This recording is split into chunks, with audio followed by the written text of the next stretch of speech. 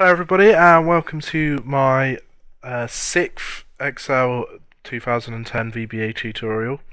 And this tutorial is going to start showing you how to use variables. So variables are a key part of pretty much every program you're ever going to write. If you've done any programming before, you'll know how essential they are. And what a variable is it's just a place for you to store information outside of your spreadsheet that your code can then manipulate. So I'm going to create a new sub, and it's going to be called sub input.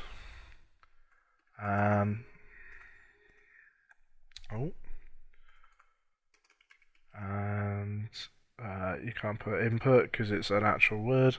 Sub input user. So we're going to use we're going to create our variable. So the first variable I'm going to create is going to be a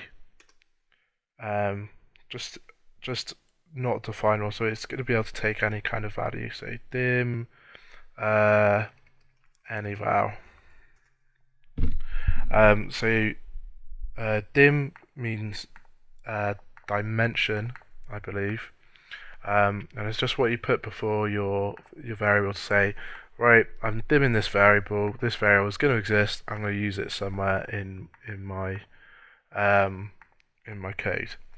Now, you don't want it to be any value really, because that's just messy. It takes up a lot of memory, and it's just considered bad practice because it can convert things in ways you don't want it to. So you want to declare your variable type. So I'm going to declare this anyval as integer. And an integer is just a whole number. So it can be 1, 2, 3, 4, but you can't have numbers like 1.5, 2.5, 3.5 and so on. I'll show you how to do them when we come on to later tutorials. So I'm going to rename it, so I'm going to call it num1. And I'm going to create another one, so num2 as integer. Now you can do it in one of two ways. You can either put them separate lines like this, or you can go comma num3 as integer.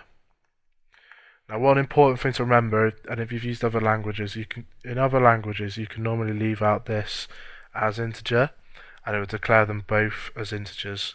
But VBA is a little bit annoying in that for every single variable you declare, you have to say what type it is. So even if you put them on the same line, you still have to say what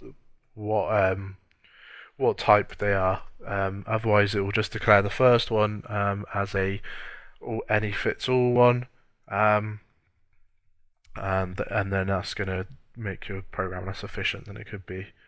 Let's just have num1 and num2. And then what we're going to do is we're just going to prompt the user to enter what num1 and num2 are. So we're going to make it num1, and we're going to assign a value that the user's input. So we're going to put an input box. And then we're going to have, it takes quite a few different parameters, but we're just going to put one in the first one because the other ones are all optional. And this is just going to say, please input your first number. And then copy this, and then num2 equals please input your second number. So what this is going to do is it's going to ask the user for a number, and then it's going to assign the value of that number into this storage of memory here. And that piece of memory, the editor is automatically going to assign that to a slot of memory in your computer, so that we can then use it later on. So now we've got these two numbers, we can do some really cool things with them. So we can go let's put So num1. In fact, let's make a third number. So dim num3 as integer. So we can then put num3 equals. We can use the values that we've been given in these two numbers here. So let's make num3 equal to num1 plus num2. Now you might be thinking here, this is going to make them say that those ones are both equal to kind of half of that one, but that's not how this equals signs work. It's not saying these equal each other, because they don't. Num3 at the moment is just null, it doesn't have anything in it. This is an assignment operator, so it's taking whatever's on the right hand side. It's going to carry out all of the actions on the right hand side, and it's going to assign them to the left hand side. So this is going to say take num1, add it to num2, and then stick it in num3. And then num3 now has a value in it that we can use. So let's just put message box, open bracket, and in our prompt, rather than put in apostrophes like this as our text, just put in num3, close brackets. And then what this is going to do is it's going to, instead of passing num3 to the message box, it's actually going to take the value of num3 and it's going to put it into our message box. So let's just press play on this. So please input your first number. Let's put 50. Click OK. Please input your second number, 25. Okay, and it's going to add them up and give us the total of 75. And we can do quite a few other operations as well. So let's do another message box. And this time I'm going to take one number away from the other. So rather than having a interim number here, I'm just going to go straight into doing my calculation. So num1 minus num2, close off. And then what this is going to do is, because I've got this operator here, it's going to work out this bit first, and then it's going to give me the value of the first one minus the second one. So let's get rid of that, and press play. So let's put in 10, and second number 5, and it's come out with the answer 5.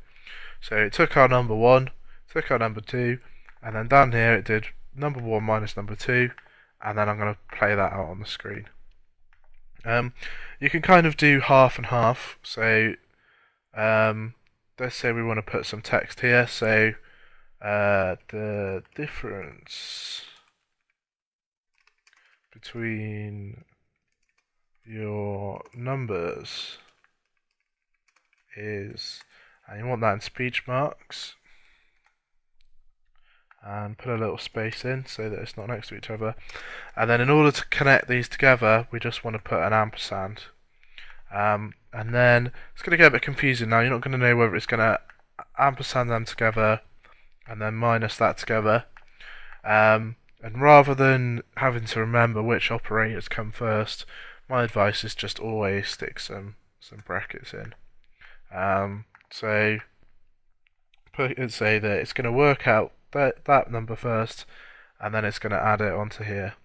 So you might be wondering why I haven't explained this. So this is an ampersand. So whenever you're connecting two lots of text bits together, so we've got one set of text here, another bit of what's going to be text when it comes out in the message box here, we just put this ampersand in the middle, and it kind of works as kind of adding them together.